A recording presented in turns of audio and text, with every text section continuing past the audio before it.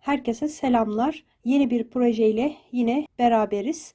Daha önce kafasını, peruğunu paylaştığım, dudak işlemesini gösterdiğim bu sevimli pembe saçlı bebeğimin geri kalan kısmını, gövdesini ve kıyafetini de tamamlayacağım.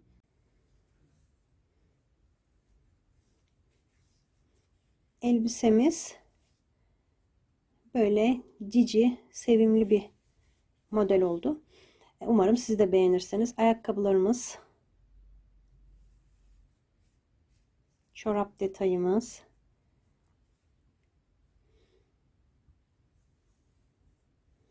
ayrıca böyle minik bir çanta da yaptım.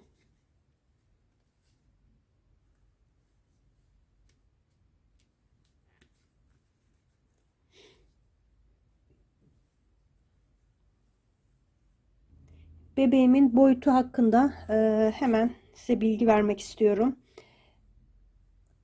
Şurasından 34-35 santim uzunluğunda,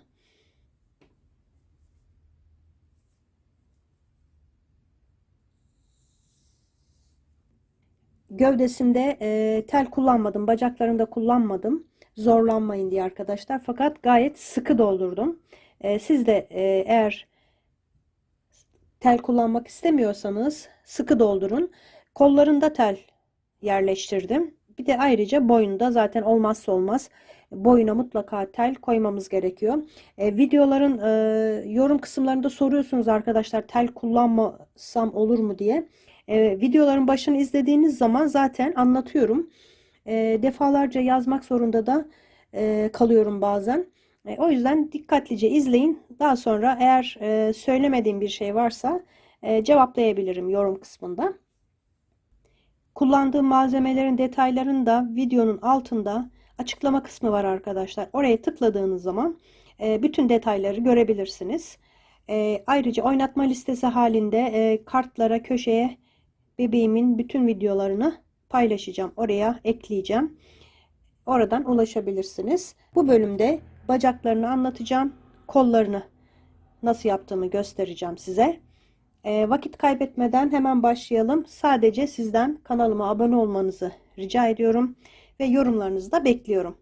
Şimdi kol yapımı ile başlayacağım önce. Kolunu öreceğiz. İki kol da aynı olacak arkadaşlar. Aynı şekilde iki kolu da hazırlayacağız. Bir tanesini ben yaptım. Şimdi ikincisini birlikte öreceğiz.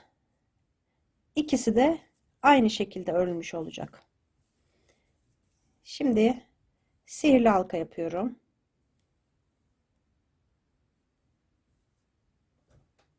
Sihirli halkanın içine 6 tane sık iğnemi yapacağım. 2 3 4 5 6 halkamı sıkıştırıyorum.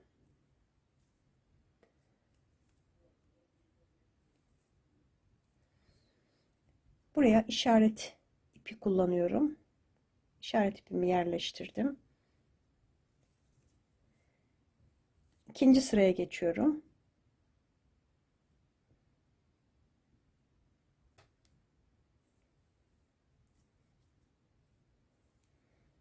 Her bir sık iğnenin içine çift yapacağım. 2 tane yaptım.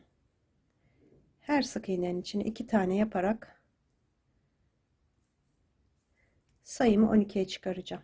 6 tane çift yapacağım.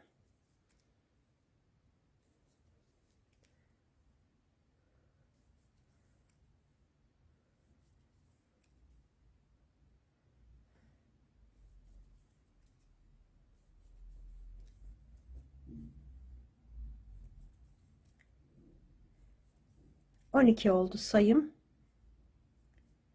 Üçüncü sırada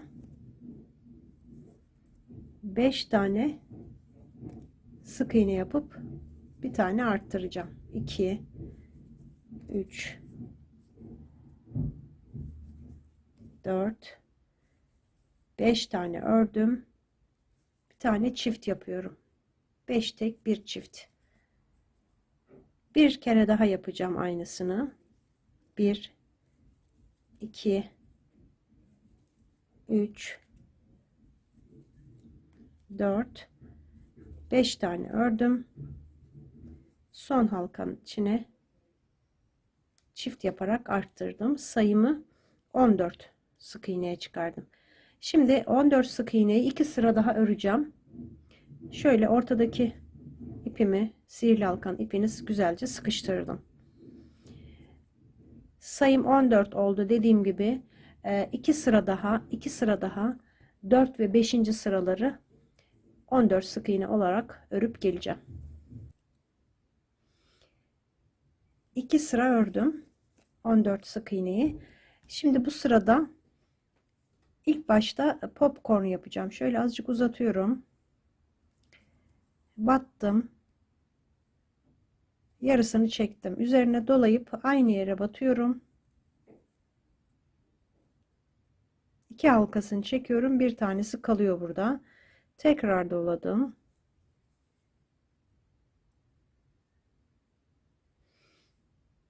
Burada 4 halka olunca çekiyorum. Şu şekilde sıradaki, bakın hemen sıradaki halkaya batıyorum. Bu popcornu şuradan ittiriyorum ön tarafa doğru. Bu şekilde. Şimdi sıra sonuna kadar 13 tane sık iğnem var. Örüyorum.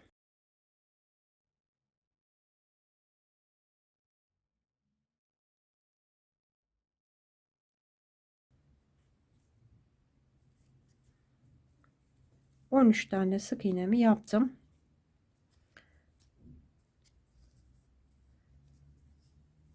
Yedinci sıradayım. Yedinci sırada hemen ilk 2 tane sık iğneyi birlikte alıyorum. Bu popcorn'un üzerindeki halkayı bir de yanındaki halkayı alıp eksiltiyorum. Eksilttim. 5 tane sık iğne öreceğim. 2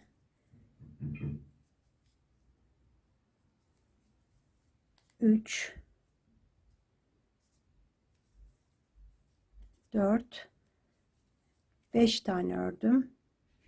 Eksiltiyorum.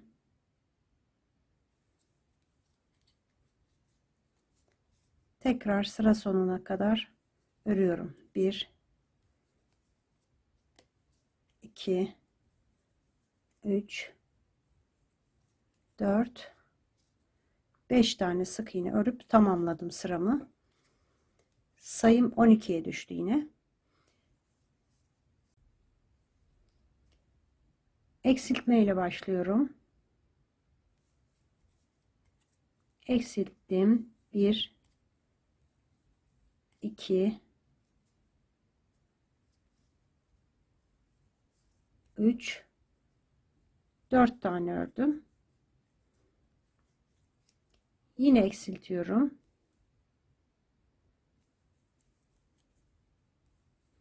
1 2 3 4 tane ördüm. Sayım 10 sık iğneye düştü. Şimdi 10 sık iğneyi 6 sıra öreceğim. Dümdüz 10 sık iğneyi 6 sıra daha örüp geleceğim arkadaşlar. 6 sıra ördüm.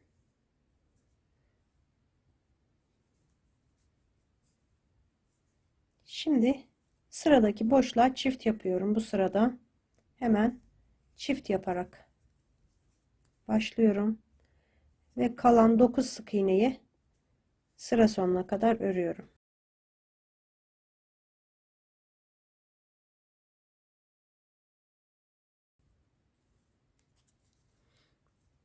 Sayım 11'e çıktı.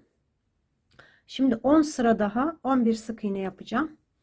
10 sıra düz öreceğim arkadaşlar. Şu kadar. Sonra yine arttırma yapacağım. 10 sıra dümdüz 11 sık iğne yapıp geleceğim. 10 sıra ördüm 11 sık iğneyi. Şimdi son arttırmamı yapacağım.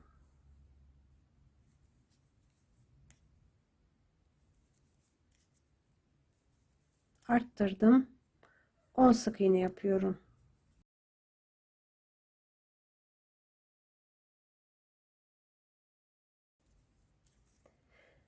Sayım 12'ye çıktı. Şimdi 7 sıra daha 12 sık iğneyi 7 sıra daha dümdüz örüp geleceğim.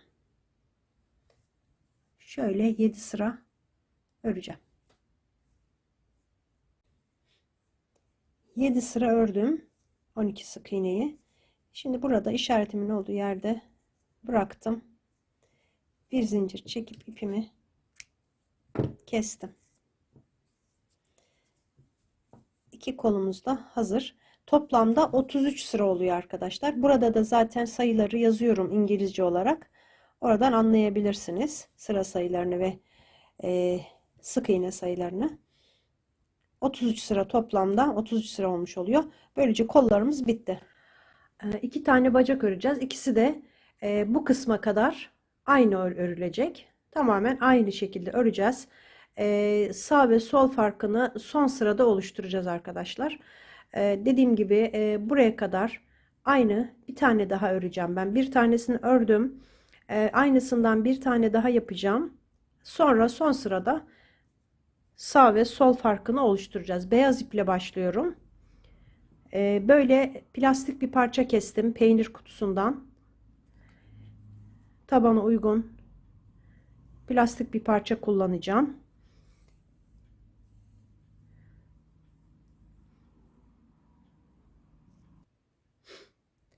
Tığım 2 milim.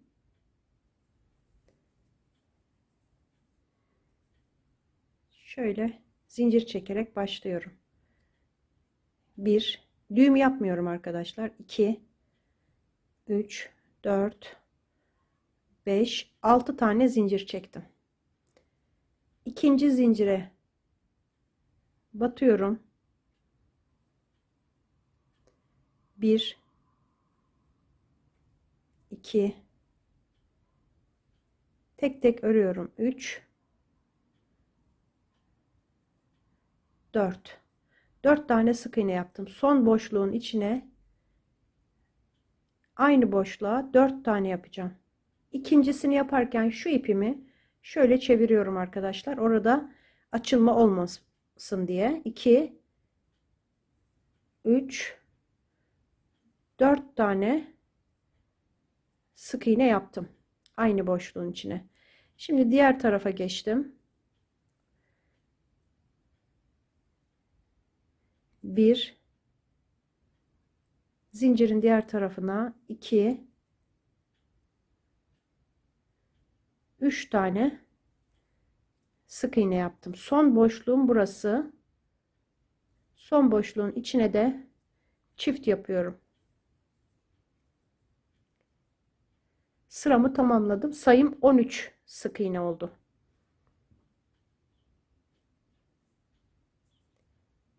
Şimdi sıra başım burası, spiral şekilde örüyoruz. İlk boşluğun içine batıp çift yapıyorum.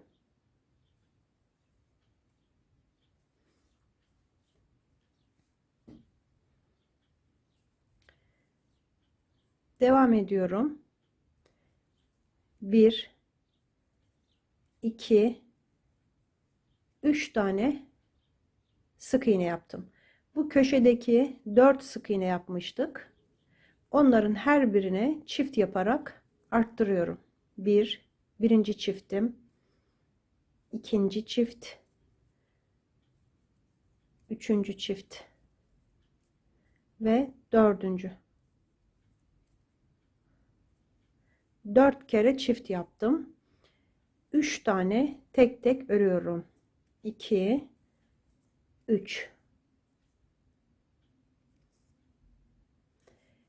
Sıradaki 2 sık iğnenin her birine çift yaparak sıramı tamamlıyorum. 2 tane çift yaptım arka arkaya.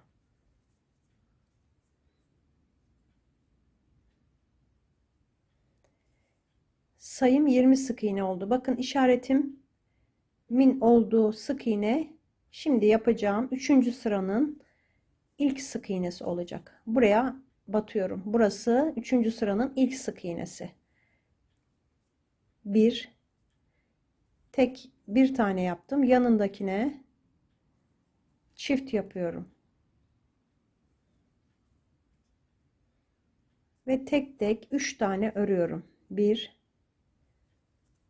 2 3 tane sık iğne yaptım. Bir tek bir çift yapıyorum şimdi. 4 kere bir tek bir çift yapacağım. Bir tek bir çift, bir tek bir çift. Son kez bir tek bir çift.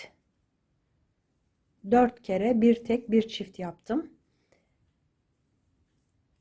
1 2 3 tane tek tek ördüm.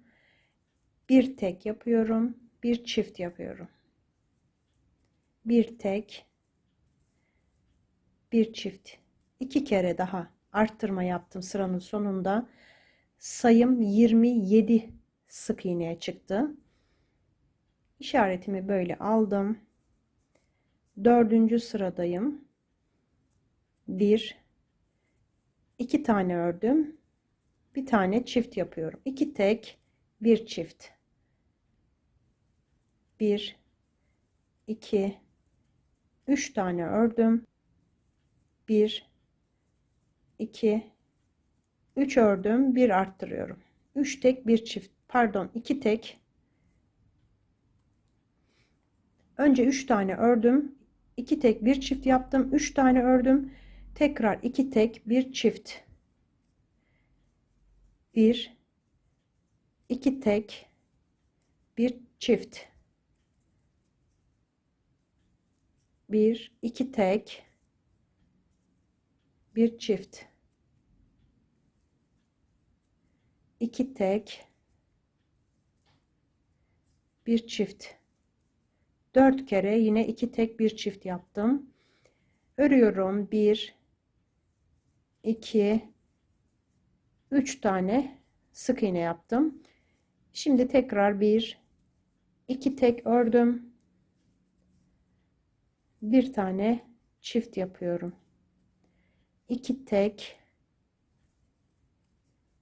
bir çift yaptım. Arttırmalarımı tamamladım.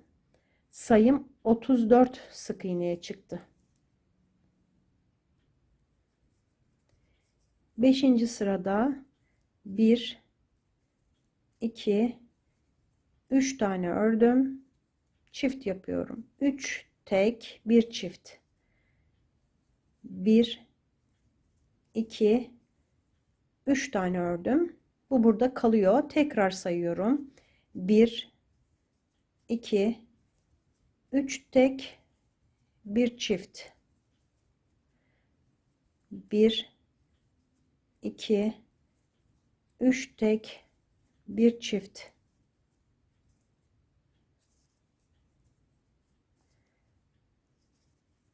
1 2 3 tek bir çift. Bir daha 1 2 3 tek bir çift. 4 kere 3 tek bir çift yaptım burada. Şimdi tek tek 1 2 3 tane ördüm. Bu burada kalıyor. Tekrar sayıyorum. 1 2 3 tek bir çift.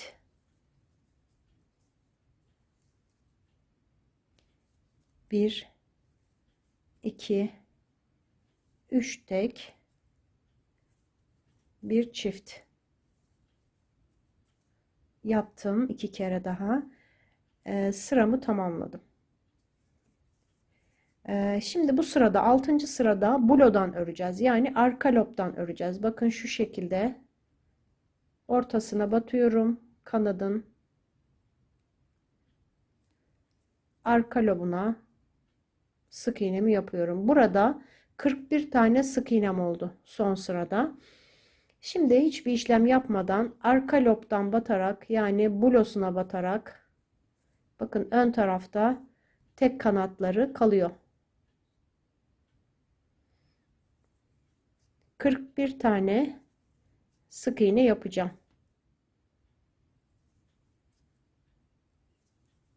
Dümdüz arka loblarına batarak sık iğnelerimi yapıyorum.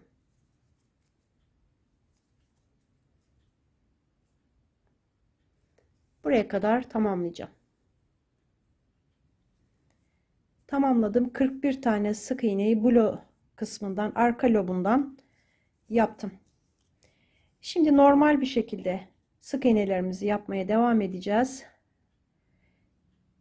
3 sıra daha 41 sık iğne yapacağım. 3 sıra yapacağım.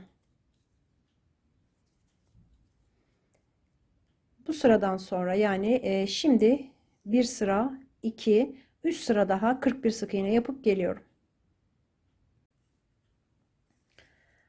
3 sıra 41 sık iğne yaptım.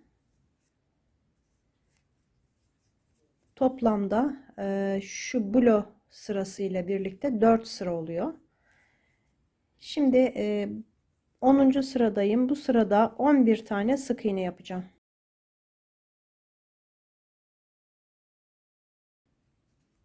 11 tane sık iğne ördüm. Eksiltme yapıyorum.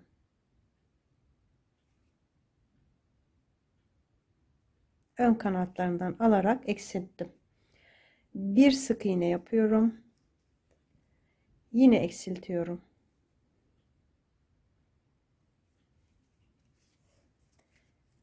4 tane örüyorum. 1, 2, 3, 4 sık iğne. Eksiltiyorum yine.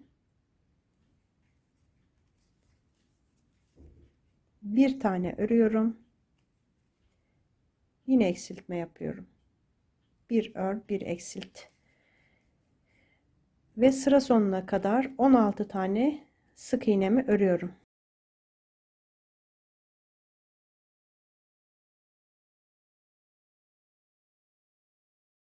...16 tane sık iğnemi yaptım. Sıramı tamamladım. Sayım 37 sık iğneye düştü. 1, 2, 3, 4, 5, 6, 7 sık iğne yaptım.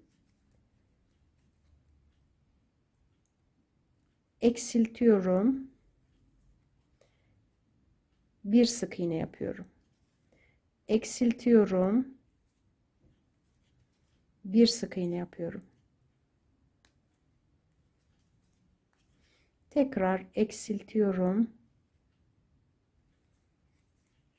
Bir sık iğne yapıyorum. 3 kere eksilt bir sık iğne yaptım. Şimdi bir sık iğne, bir eksilt. Bir sık iğne, bir eksilt. 2, bir sık iğne, bir eksilt. 3 kere bir sık iğne, bir eksilt yaptım. Sıra sonuna kadar 12 sık iğnem var. Örüyorum.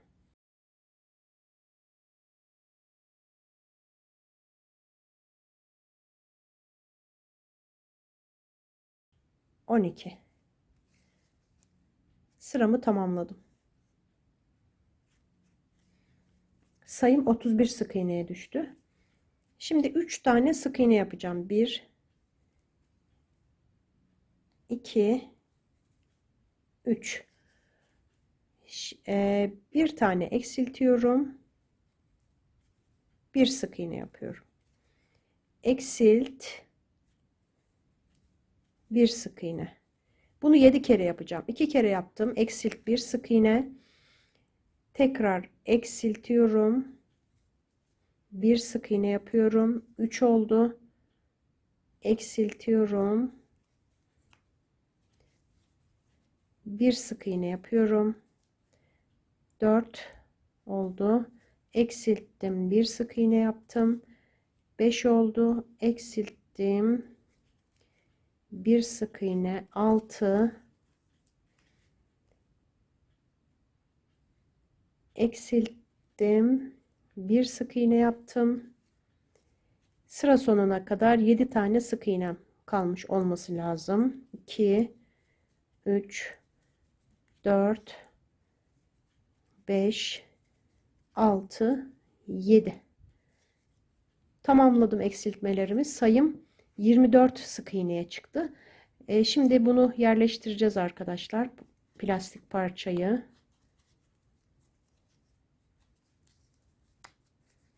Tam tabanın bulo yaptığımız sırasına olması gerekiyor.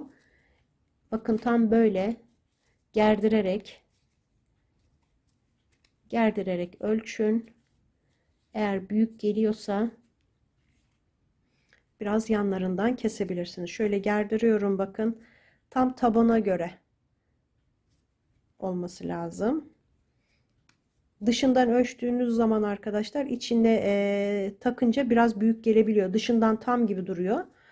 Ben birazcık kenarlarından çok az kestim. Bakın gerdirince tam tabana göre olması lazım. Şimdi biraz da elyaf koyacağım.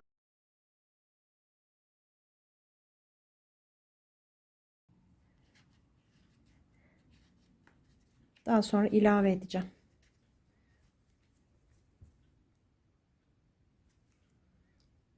İşaretimi buraya taktım.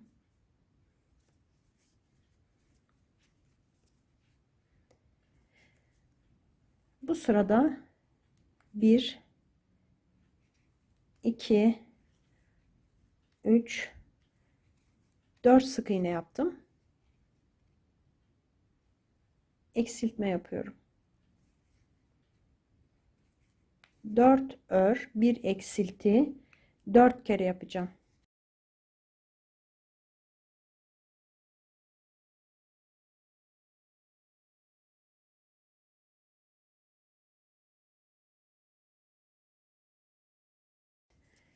Sayımı 20 sık iğneye düşürdüm. Bu sıra sonunda. Şimdi yine eksiltme yapacağım bu sırada da. 4 tane sık iğne yapıyorum. 1, 2, 3, 4 tane ördüm.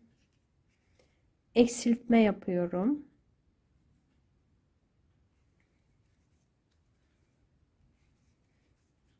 1, 2, 3, 4, 5, 6 tane ördüm. Eksiltiyorum. Tekrar sıra sonuna kadar 6 sık iğnem var. Örüyorum. 3, 4, 5, 6. Şimdi biraz daha elyaf yerleştirebilirim. 1-2 sıra ördükten sonra tekrar yerleştireceğim. 3-5 sırada bir sıkıca elyafı bacağına, ayağına dolduralım arkadaşlar. Tel kullanmadığımız için bacaklarının sıkı dolması gerekiyor. Gayet sıkı olması gerekiyor. Yoksa yamuk olur, hemen bozulur oyuncaklarımız. Şimdilik bu kadar yeter. Birkaç sıra sonra tekrar ilave edeceğim. Bakın daha ayak boş. Böyle yumuşak olmaması gerekiyor çok. Yine ilave edeceğim. Şimdi sayım 18'e çıkmıştı. 6 sıra dümdüz 6 sıra arkadaşlar 18 sık iğne öreceğiz. Dümdüz 6 sıra örelim. 6 sıra. 6 sıra 18 sık iğne yaptım. Elyaf da doldurdum ayak kısmına. Bayağı sıkı bir şekilde. Şimdi bu sırada arka lobdan yapacağız. Yani bulodan yapacağız. Sık iğnemi yaptım. Arka loblarına batarak önde bakın bu şekilde kalması gerekiyor. 18 tane sık iğne yapacağım yine.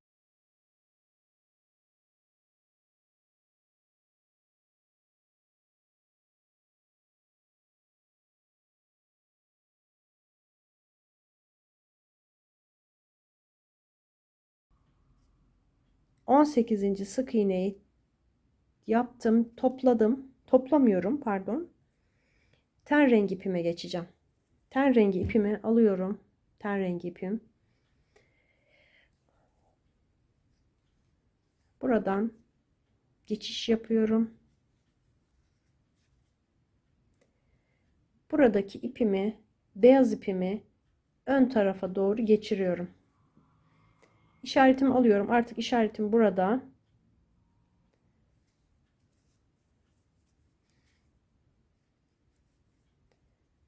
Şuradan devam edeceğim. Normal bir şekilde öreceğim.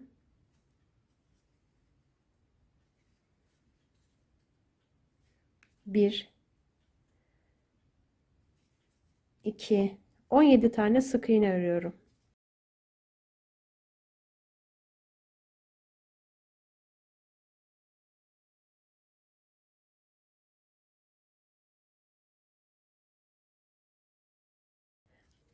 On yedi tane ördüm. Son bir halkam kaldı.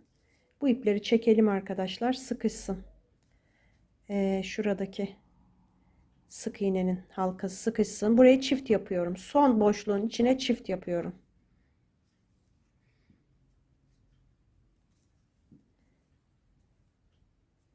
İşaretimi buradan aldım. Buraya taktım. Sayım 19 sık iğneye çıktı. 19 sık iğneyi ten rengiyle 2 sıra dümdüz örelim. 2 sıra. 2 sıra 19 sık iğne ten rengiyle yaptım. Şimdi burada bu ipimi bırakıyorum. Buraya öne geçirdiğimiz beyaz iple bakın şu çorap süslemesini yapacağım arkadaşlar. Ve şurada bakın burada ilmek kaydırma yapmıştım. O ikisini yapacağız şimdi göstereceğim. Ten rengi ipim kalsın. İşaretimi de buradan çıkarıyorum. Bu şekilde aşağıya doğru tutuyorum. Burada bule yapmıştık. Ön kanatları kalmıştı. Oraya tığımı geçiriyorum. Bir zincir çekip aynı boşluğun içine bir tane sık iğne yapıyorum. Bu boşluklara, bu halkalara sık iğne yapıyoruz. Her birine birer tane. 18 tane burada halka var. 18 sık iğneyi yapıyorum.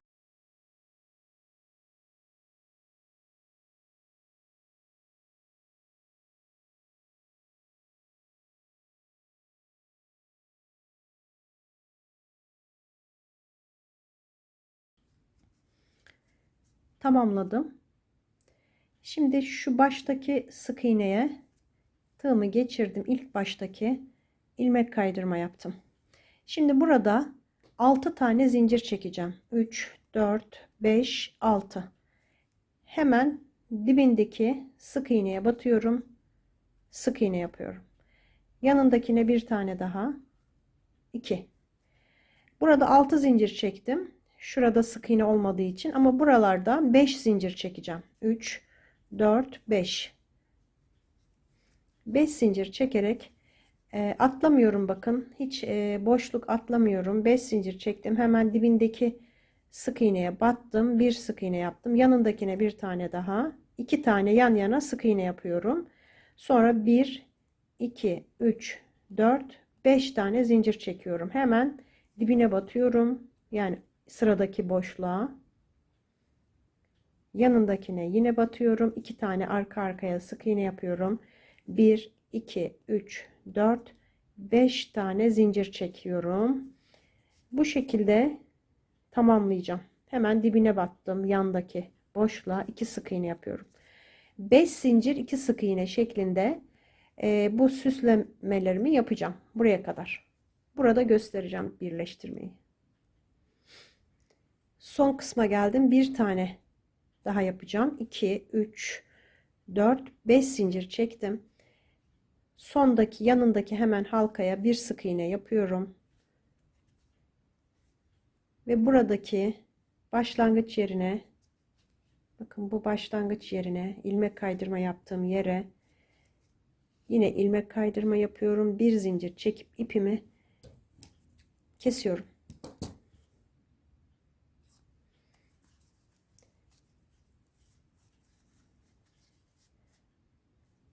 Bakın. Şimdi şuradaki ipimi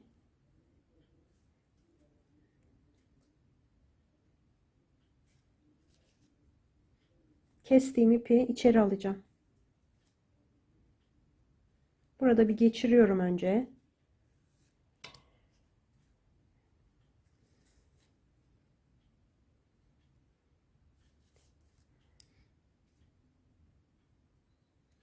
Şuraya dibine battım. İçeri geçirdim. İlk başta ten rengimiz vardı arkadaşlar. Bunu düğümlememiştik. Bu iple şimdi bunu düğümleyeceğim.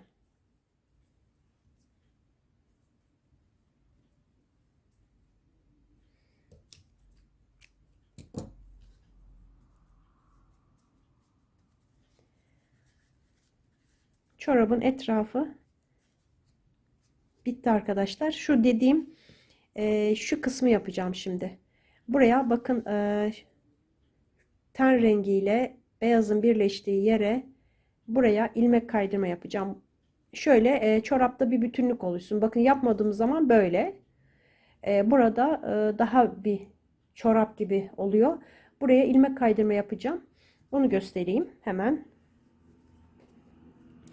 Beyaz ipimi aldım. Bakın şuradan başlayalım. Bitiş noktasından başlıyorum. Buraya tığımı geçirdim.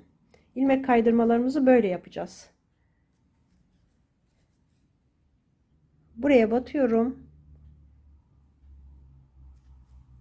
Aşağıdaki sıradaki deliğe batıp ilmek kaydırma yapıyorum.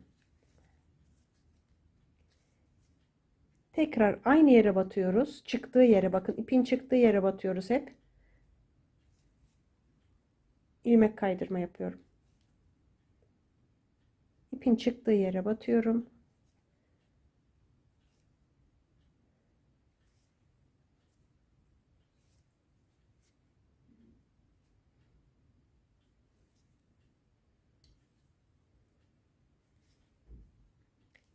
İsterseniz bunu yapmayabilirsiniz ama ayrıntılar, detaylar arkadaşlar bebeğimize daha da güzellik katıyor. Ben seviyorum ayrıntılı çalışmayı. Yani bunu yapmasanız da olabilir. Ama yaptığınız zaman farkı gösterdim size. Bakın çorap lastiği gibi duruyor. Burada böyle belli belirsiz bir görüntü var. Bakın son ilk başlangıç yerine geldim. Buraya batıyorum. İlmek kaydırma yapıyorum. Daha sonra şu ilk yaptığım ilmek kaydırmanın altından geçiriyorum bakın. Buradan geçirip ilmek kaydırma yapıyorum.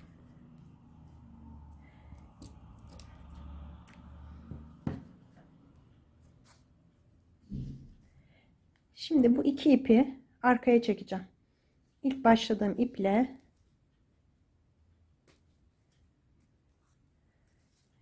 diğerini de buradan içeri çektim ve düğümleyeceğim. Bakın burada böyle hafif bir geçiş var. Spiral örgü olduğu için. Şimdi düğümleyip gizleyeceğim.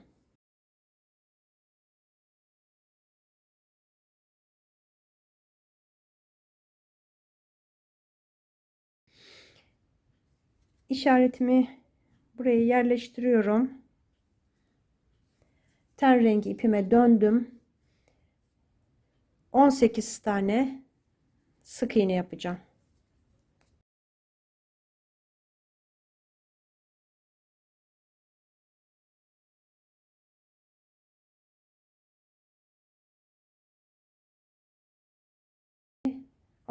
Bir sık iğne kaldı. Bir boşluğum kaldı. O boşluğun içine çift yapıyorum. Sıramı tamamladım. Sayım 20 sık iğneye çıktı. 25. sırayı yaptık. 26, 27, 28, 29, 35 sıra daha 20 sık iğne olarak dümdüz öreceğiz.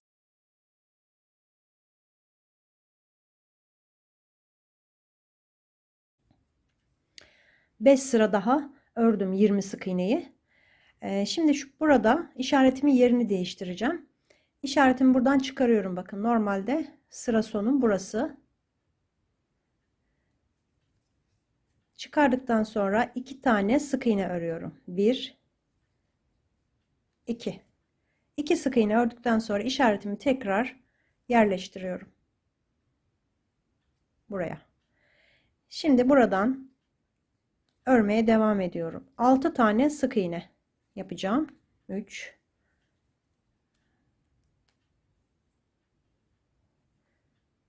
4, 5, 6 sık iğne. Şimdi ayağın tam ön kısmına gelecek şekilde diz için arttırma yapacağım. 4 tane arka arkaya çift yapıyorum. Birinci, ikinci çift yaptım. Üçüncü ve dördüncü. 4 tane arka arkaya çift yaptım. Bu arttırmaların ön kısma gelmesi gerekiyor.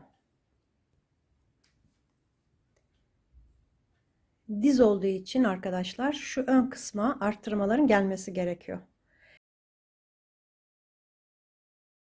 Şimdi tekrar örüyorum. 2, 3,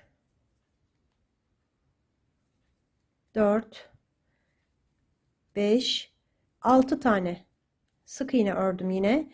Arka kısımda 2 tane arka arkaya eksiltme yapacağım. 1, 2.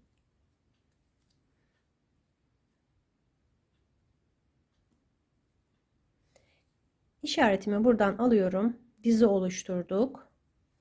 Şimdi devam edeceğim. Bir sıra sayım 22 sık iğne. 4 tane arttırdık, 2 tane eksilttik. Onun için 22 sık iğne oldu. Şimdi bir sıra 22 sık iğneyi dümdüz öreceğim.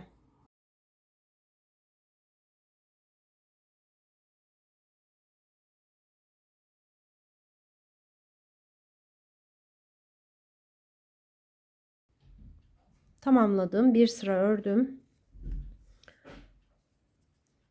Şimdi bir tane örüyorum. Eksiltme yapıyorum. Bir tek ördüm, bir tane eksilttim. Buradan başlayacağım. 15 tane sık iğne öreceğim.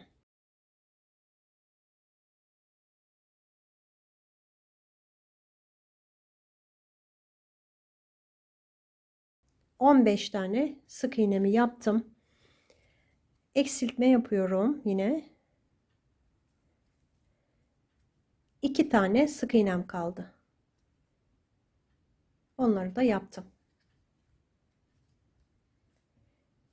Sıramı tamamladım. Sayım 20 sık iğneye düştü. Şimdi bir sıra 20 sık iğne olarak öreceğim. Bir sıra 20 sık iğne yaptım. Şimdi 18 tane sık iğne örüyorum.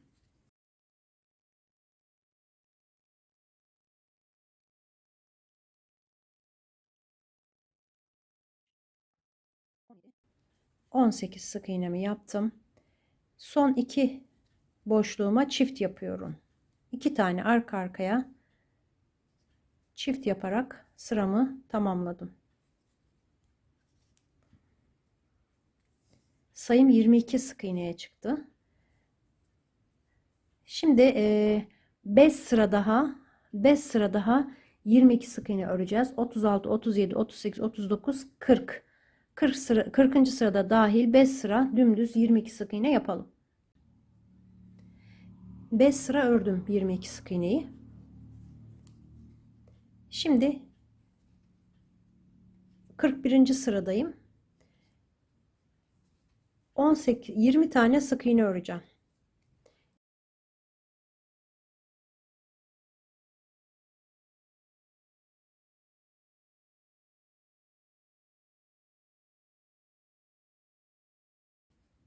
Yirmi 20 tane sık iğne yaptım. Son 2 boşluğum kaldı. İkisine de çift yapacağım. 2 tane çift yaptım. Sayım 24 sık iğneye çıktı. 24 sık iğneyi 4 sıra öreceğim arkadaşlar. 4 sıra 42, 43, 44, 45. sıralar 4 sıra 24 sık iğne dümdüz örüp geleceğim. 4 sıra 24 sık iğne ördüm.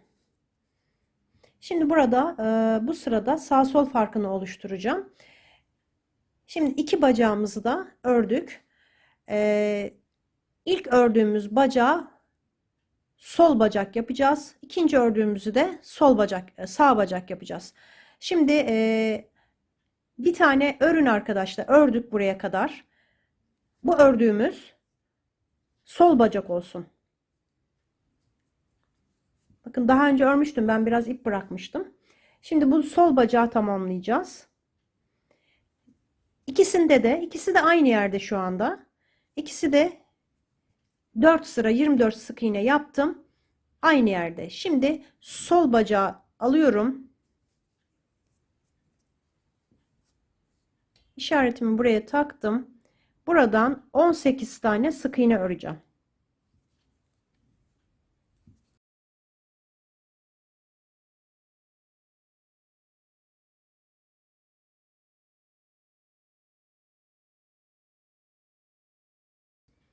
...18 tane sık iğnemi ördüm. Bakın sırayı tamamlamadım. 46. sırada sol bacaktan 18 sık iğne ördüm. Ve bir zincir çekiyorum. İpimi kesiyorum.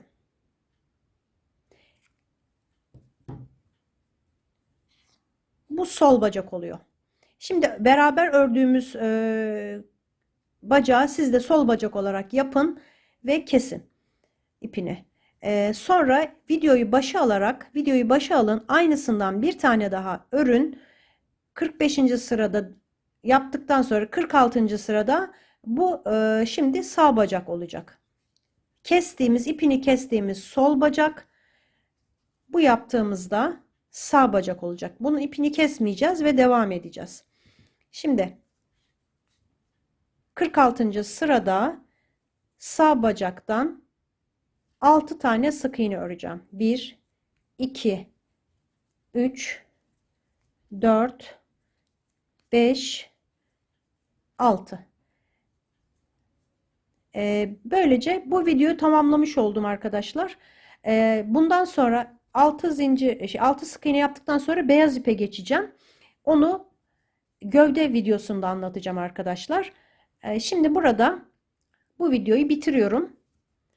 Siz de hazırlayın bacakları ve kolları. Gövde videosunda tekrar görüşeceğiz.